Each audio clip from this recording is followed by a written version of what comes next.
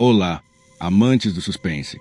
Preparem-se para 3 histórias que vão arrepiar até o último fio de cabelo. Se você é fã de um bom mistério e adora sentir aquele fiozinho na barriga, chegou ao lugar certo. Não se esqueça de deixar o seu gostei para nos ajudar a trazer mais conteúdo como este e se inscreva no canal para não perder nenhuma das nossas próximas histórias. Era um fim de semana comum.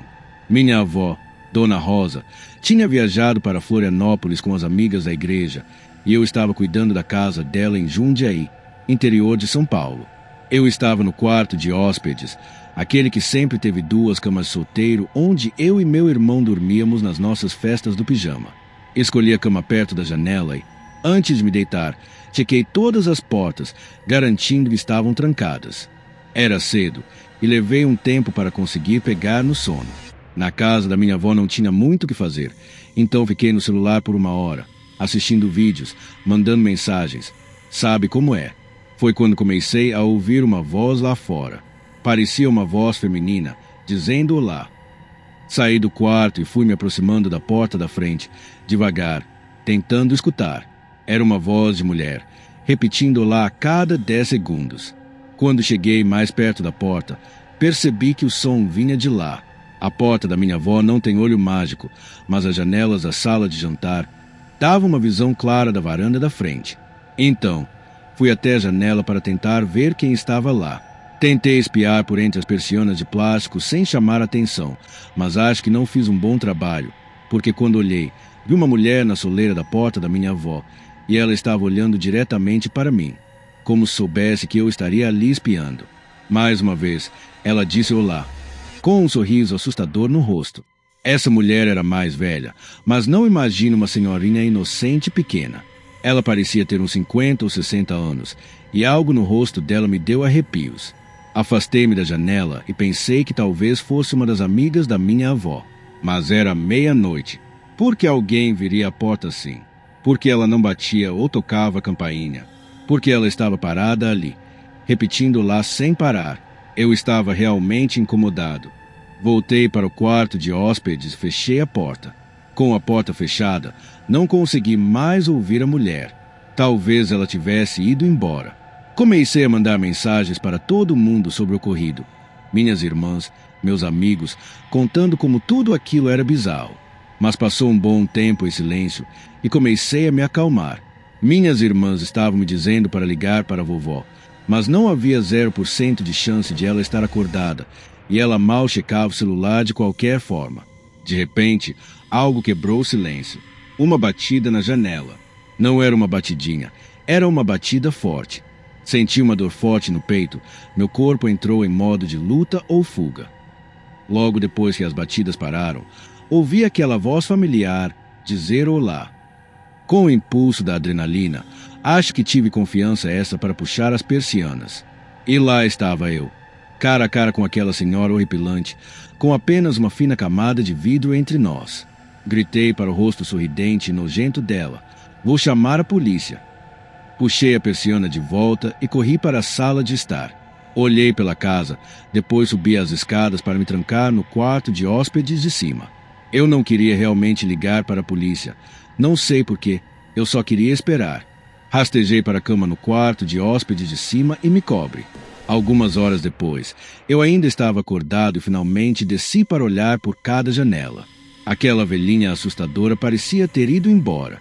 Na manhã seguinte, liguei para minha avó e contei o que aconteceu. Ela começou a gritar no telefone, claramente em pânico e aflita. Ela me contou que, alguns dias antes, foi observada no supermercado por uma mulher uns 10 anos mais nova que ela, que ficava sorrindo para ela sem motivo. Eu disse para ela se acalmar. Eu não sabia se devia correlacionar os 2 acontecimentos, mas quando desligamos o telefone, tive que pensar um pouco. Minha avó tem 75 anos, ela perdeu um pouco do juízo, então tenho que levar algumas coisas que ela diz com um pé atrás. Mas o jeito que ela gritou no telefone sobre mulher na loja me deu arrepios. Ainda me pergunto se poderia ter sido a mesma pessoa.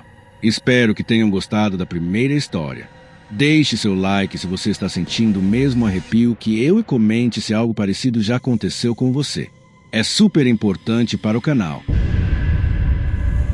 Meu nome é Nicolas e atualmente sou calouro na Universidade de Campinas, no interior de São Paulo, que não fica exatamente na área mais segura. Eu tinha acabado de terminar um relacionamento com minha primeira namorada, então comecei a voltar para a cena de encontros online. Estava usando o Instagram quando encontrei uma garota loira chamada Stephanie, com quem me conectei de verdade. Ela também estudava em Campinas. Nós dois gostávamos de ler, de ir ao cinema e até tínhamos o mesmo senso de humor. Sugere que fossemos a um encontro no cinema e ela disse que adoraria. Ela me disse para encontrá-la em um ponto específico perto do campus e ela me buscaria. Então, por volta das 21 horas, esperei uma esquina de um bairro comum, esperando pela Stephanie. Ela me pediu para compartilhar minha localização com ela e eu o fiz. Alguns minutos depois, vi um carro virar a rua e começar a se aproximar de mim. Então parou na minha frente e o motorista abaixou a janela. Não era a Stephanie, mas um senhor velho e aleatório. Ele perguntou o que eu estava fazendo sozinho ali, o que era insanamente estranho. Primeiro de tudo, eu disse que estava esperando alguém. Ele perguntou se eu estava esperando pela Stephanie, e eu disse sim. Como você sabia? Ele disse que era o pai da Stephanie e me mandou entrar para que ele pudesse me dar uma carona até ela.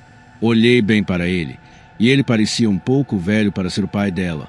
Para ser honesto, não sou nenhum idiota quando se trata de situações suspeitas. Então disse com uma voz firme: "Por que você não me disse que me buscaria?" Ele alegou que não confiava em um cara aleatório encontrando sua filha e queria me conhecer primeiro. Olhei bem para o homem novamente e não disse nada. Simplesmente comecei a andar na direção oposta de onde o carro dele estava virado. Ele começou a gritar "Ei! Ei!", parecendo surpreso por eu estar simplesmente indo embora assim. Mas eu já tinha ouvido muitas histórias de sequestro para saber onde isso poderia ir. Ouvi o carro do cara se movendo e me virei para ter certeza de que ele não estava fazendo um retorno para me seguir. Respirei aliviado quando ele seguiu em frente e virou à esquerda, sumindo de vista. Continuei andando pela quadra em direção ao campus. Cheguei à esquina do quarteirão. Eu estava prestes a virar quando notei o que tinha certeza ser o mesmo carro que o homem estava dirigindo, apenas estacionado na beira da estrada com as luzes apagadas. Tentei brevemente olhar pela janela enquanto passava, mas o vidro era fumê.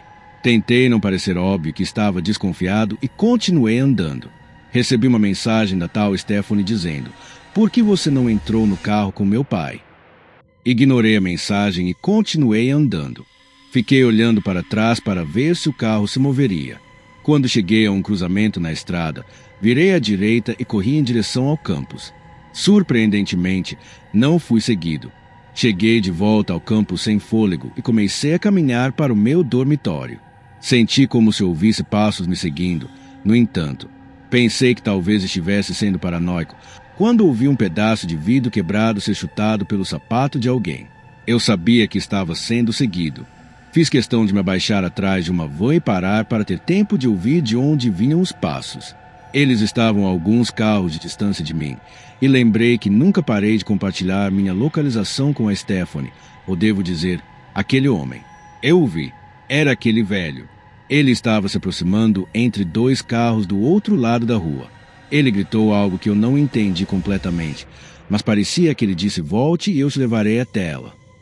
Ele devia ter uns 60 e poucos anos. Não havia como ele me pegar se eu corresse. Eu o despistei facilmente quando corri e voltei para o meu dormitório. Meu colega de quarto não estava lá, então não tinha com quem conversar sobre isso. Mas quando me deitei na cama, recebi outra mensagem daquele homem, e foi chocante. Dizia: "Você é um pedacinho de você teve sorte de ter escapado. Eu teria estrangulado sua bunda feia." Ainda tenho a captura de tela. Respondi dizendo: "Obrigado pela ameaça, vai direto para a polícia." E bloqueei o número dele. Ainda tenho a conversa salva como evidência e pretendo ir à polícia com isso eventualmente. Espero que eles consigam fazer algo a respeito. Não é aterrorizante como a tecnologia pode ser usada para o mal?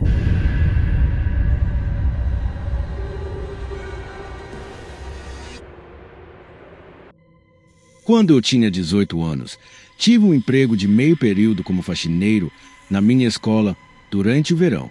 Eu trabalhava às vezes de dia e às vezes à noite, em qualquer horário, das 9 horas a 0 hora, dependendo de quanto dinheiro eu precisava.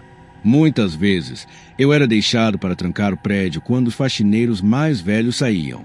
Essa era uma época antes de a escola ter câmeras instaladas em todos os corredores.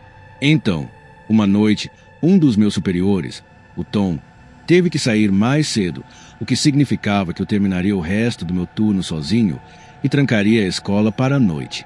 Ele me disse para mandar uma mensagem se eu precisasse de algo, como sempre fazia, e então ele saiu. Eu adorava quando era deixado sozinho porque geralmente eu fazia meia hora de trabalho e depois ficava no celular ou saía mais cedo e ainda recebia pelo turno inteiro. Definitivamente, eu abusava das coisas que eu conseguia fazer naquele lugar. Uma das coisas que o Tom me pediu para fazer antes de sair foi levar todas as cadeiras extras do ginásio da Assembleia para a sala de armazenamento no porão. Então, eu imaginei que faria isso depois iria para casa. Peguei uma pilha de 6 cadeiras, comecei a levá-las para o porão. As luzes da sala de armazenamento eram muito fracas, o porão inteiro daquela escola não era exatamente bonito. Parecia mais um porão de um depósito. De qualquer forma, havia o que pareciam ser vários manequins de arte cobertos por panos de pintura. Sabe, aquelas coisas grandes que parecem cobertores. Parecia que todos os materiais de arte da escola estavam armazenados ali. Larguei a pilha de cadeiras onde o resto das cadeiras estavam guardadas e voltei para o ginásio para pegar mais. Quando voltei com mais cadeiras, notei que um dos manequins estava exposto. O cobertor tinha sido removido de cima dele. Eu tinha certeza que estava coberto minutos antes, porque era um dos da frente. Mandei uma mensagem para o Tom dizendo: "Acho que tem alguém no porão." Ele respondeu: "O que você quer dizer?" E eu disse: "Um dos panos de arte se moveu." Ele levou um minuto para responder, dizendo que ninguém mais deveria estar lá. E eu notei algo. O pano de arte estava dobrado no canto da sala de armazenamento, fora da luz que era produzida no centro da sala.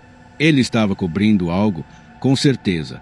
Comecei a andar na ponta dos pés até ele quando estava a alguns metros de distância. Percebi que o que quer que estivesse debaixo daquele pano estava se movendo, apenas um pouco. Havia, sem dúvida, alguém escondido ali. Corri de volta para cima e tranquei a porta do porão. Mandei uma mensagem para o Tom dizendo: "Alguém está escondido debaixo de um pano no porão." Ele disse para ligar para a polícia, mas insisti para ele voltar, já que ele tinha acabado de sair há uns 10 minutos. Ele não queria voltar, no entanto.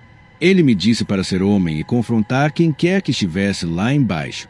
Então, desci para o porão novamente.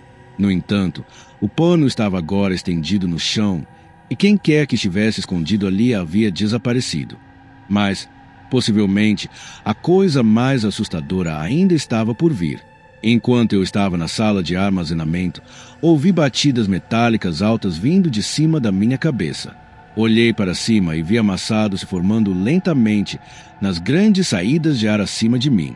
Alguém estava rastejando pela tubulação principal, e então parou literalmente acima de mim e começou a bater, como se quem estivesse lá dentro estivesse tentando quebrar o chão das saídas de ar. Eu não sabia o que estava acontecendo, mas eu estava oficialmente farto disso. Corri escada acima, tranquei a escola e fui para casa. Eu contei ao Tom a verdade parcial no dia seguinte, que achei ter visto alguém no canto e que havia sumido quando voltei, e aleguei que não havia mais nada que eu pudesse dizer. De qualquer forma, era minha última semana lá, então não era mais minha preocupação. E essa foi a última história de hoje.